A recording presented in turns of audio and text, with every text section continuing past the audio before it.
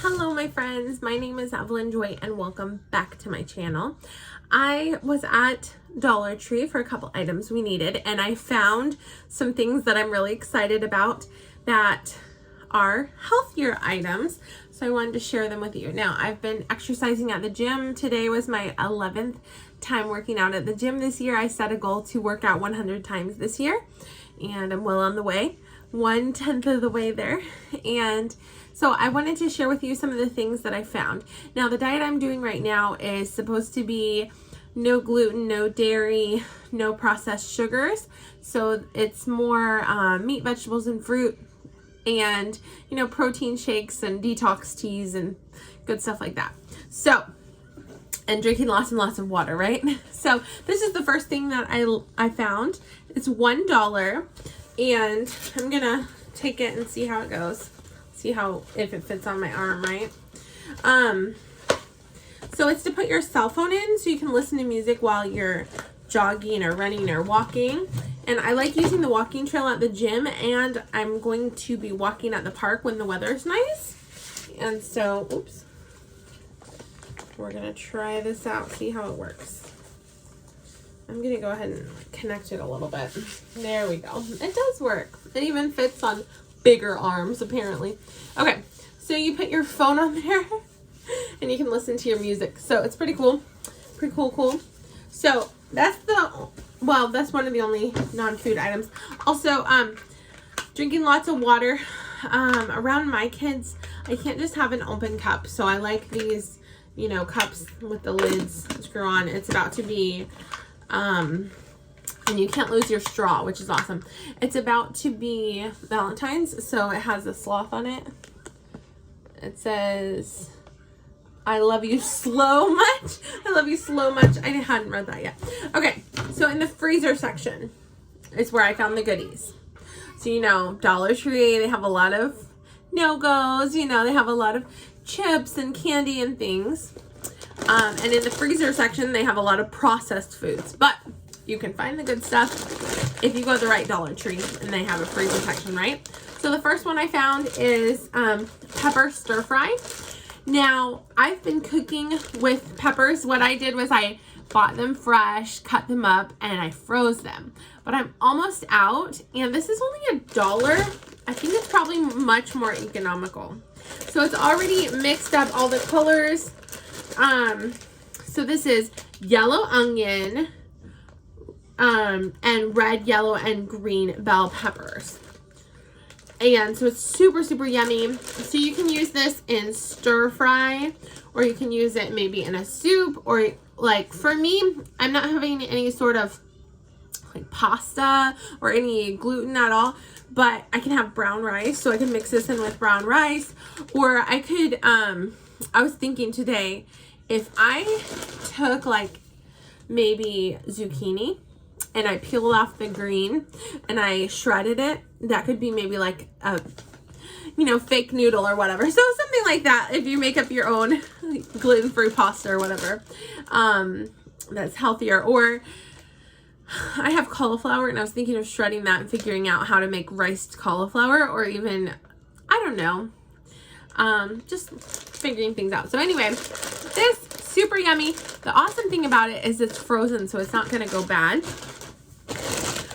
Another thing that's helpful is frozen broccoli. So that can go in a soup, but since I'm doing dairy free, I can't do cheddar broccoli soup. But another thing is I could just like steam it or boil it or cook it so that it's soft and eat it. My kids actually like to eat it frozen. They call it a broccoli popsicle. I kid you not. They snuck in the freezer when they were little and then tried it. They were eating it without my knowing, and I let them eat it. All right, the next thing that's awesome is frozen strawberries for $1, guys. Frozen strawberries, 3 bags I got, because in my protein shakes, I've been putting like, the protein powder, which is not whey protein, it's the Arbonne shake, so it's based on vegetables. And I've been putting spinach in my shake. I make it with water instead of milk because, again, dairy free, right? So I put spinach in there, but to add some like thickness to it, to make it more like a milkshake type thing, you can put banana, but banana has a lot of natural sugar in it, which is fine, but I just put half a banana in sometimes. Bananas are nice and cheap. That's the nice thing about them. I put in avocado. So I get frozen cut up avocado from Aldi, but I also got some fresh avocados from Aldi for when those run out, which they'll be running out soon. But I was putting some strawberries in there. I got mixed berries at Aldi's, and I was just picking out the strawberries. But this is awesome just to have 3 bags of actual frozen strawberries. And my kids, again, like eating them frozen. Tastes like a popsicle to a little kid. So anyway, those are some cool things. This is something kind of cool. Okay, so this is a shower organizer, but I had an idea. I might put a hook on the wall or put a nail on the wall or something and use this for putting next to my bed.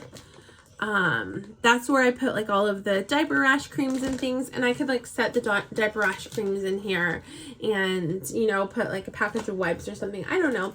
You can even use this like for hanging jewelry or something.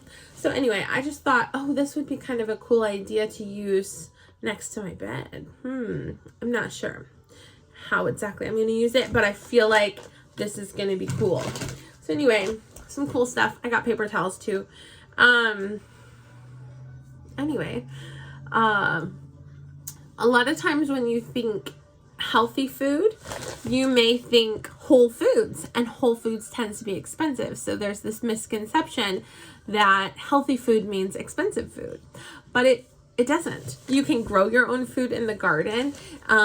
If you don't buy organic fruits and vegetables, you just need to wash them well or peel them. And really, one thing I've been realizing is, like, for example, when I'm at Dollar Tree, normally when I go to Dollar Tree, we would buy, you know, cookies and chips and candy and stuff, and I'm not buying those things. And instead, I'm buying like fruits and vegetables. So it's like replacing price-wise. So it's actually not more expensive. It's actually the same price or cheaper. So yeah. Oh, another thing that's exciting that came in the mail, I'll show you since it's right here. I ordered this on a Facebook ad. They had, you know, more conservative covering swimsuits. So I ordered some swim shorts for the YMCA that I joined has, you know, you can swim laps. It has a pool. So I was like, I need a new swimsuit. So I got swim shorts and the swimsuit. So you can order the swim shorts, or anyway, the swimsuit came with this little underwear thing, so I could wear either or. But I got like a dress. Isn't that cute? So anyway, it's like a swim dress, and it's my style. It's blue, and then it's got like black shorts. So anyway, I've been going on the exercise bike and lifting weights at the same time, and I was like, when my swimsuit comes in the mail, I want to start swimming laps. So one thing that's really fun with exercising is each time try to do a little bit more, like compete against yourself, right? So the first time I worked out, I walked 8 times around. The first 3 times I had 5-pound weights. It wore me out. I set them down. I walked a total of 8 times around in 30 minutes. I was worn out. So 22 times around is a mile. I didn't make a mile. The second time I worked out, I got 3-pound weights, and I went around 17 times on the walkway. So doing better. The third time I worked out, I was trained on how to use all the different machines and stuff. The fourth time I worked out, I did the elliptical. I did 1 mile, the elliptical bike. So I was sitting down and moving my arms, right? The 5th time I worked out, I'm trying to remember. The 5th time I worked out, I did the elliptical bike for 1 mile, and then I also walked around the walkway like maybe 5 times, carrying some weights, maybe like 3 pounds, right? So then the 6th time I worked out, I did the elliptical bike, but I was kind of like looking over, my husband was doing the exercise bike, and I was like, I kind of like that one. Because the reason I wanted to do the elliptical bike was to move my arms. But I was thinking, if I did the exercise bike, I could lift weights and actually work my arms out more. So then I tried the exercise bike without weights. It was fine, but my arms weren't really doing anything. And so I did 1 mile on the elliptical and 1 mile on the exercise bike, and I think I walked a couple times around the walkway. Pretty cool. So then the next time I did the elliptical bike 2 times. And this time I had 3-pound weights. So I did 2 miles. So I did 1 mile, 5-minute break, water break, and then another mile. And then I don't think I walked that time. I don't remember. Then the next time I came, I decided to do 4-pound weights and do 2 miles. But again, like 1 mile, I do a mile on the exercise bike in like 5 minutes and 30 something seconds. So 5.5 minutes.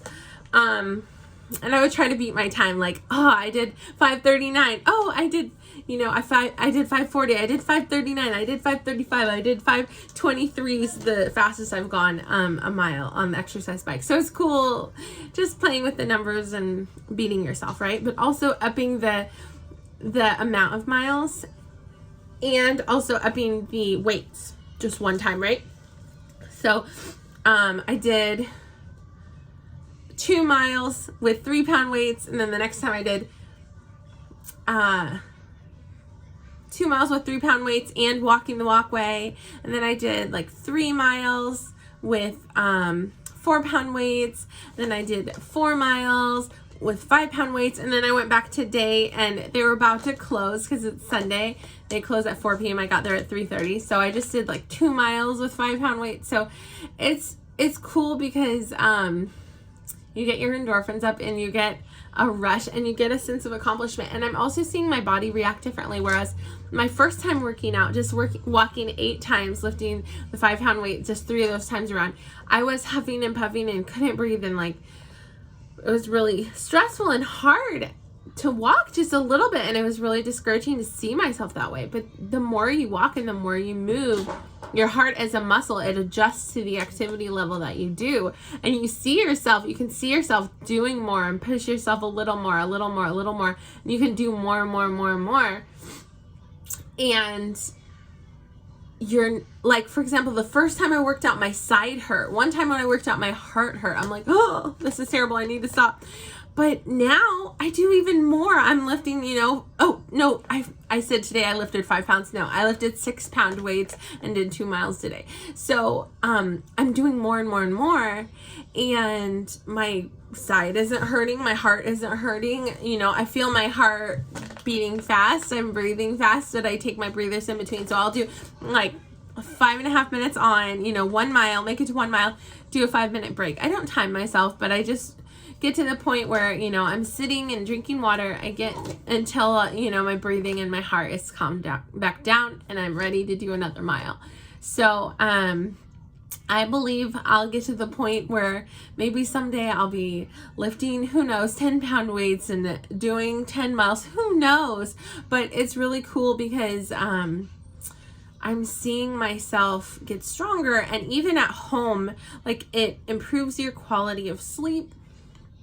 It improves just, bending down to pick up toys and clean the house isn't as exhausting anymore. Bending down to empty the dishwasher or whatever, it doesn't hurt as much anymore. Lifting up my baby's like, oh, this is a good workout. I want to lift my baby a few times. I'm playing with my kids more. Hey, let's race across the living room. Let's do hopscotch. Let's do jump rope, so I'm doing more like activities with my kids and stuff. So anyway, the benefits of exercising. Have a great day. Bye.